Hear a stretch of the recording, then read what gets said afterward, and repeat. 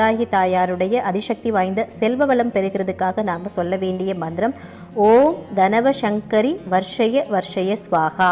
ஓம் தனவ சங்கரி வர்ஷய வர்ஷய ஸ்வாகா. ஓம் தனவ சங்கரி வர்ஷய வர்ஷய ஸ்வாகா. இந்த மந்திரத்தை குறைந்தபட்சம் 27 முறை நீங்கள் உச்சாடனம் பண்ணலாம். அதிகபட்சமாக 108 முறை உச்சாடனம் பண்ணி கற்பூர ஆரத்தி எல்லாம் காமிச்சிட்டு நீங்கள் உங்களுடைய வழிபாட்டை முடிச்சுக்கிறீங்க. அந்த நவதானியமும் வெள்ளக்கட்டியும் அப்படியே உங்கள் வீட்டு பூஜை அறையில் இருக்கட்டும்.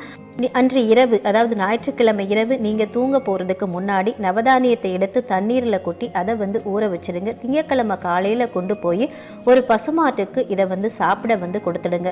பசுவுக்கு இந்த நவதானியத்தை கொடுக்குறப்போ அந்த வெள்ளத்தையும் போட்டு அப்படியே வச்சிடுங்க. மார்கழி மாதம் முதல் நாளில் நாம் செய்யக்கூடிய இந்த வாராகி தாயாருடைய பூஜை அப்படின்றது உங்கள் வாழ்க்கையை மென்மேலும் வளர்ச்சி நிலைக்கு எடுத்துட்டு போகும்.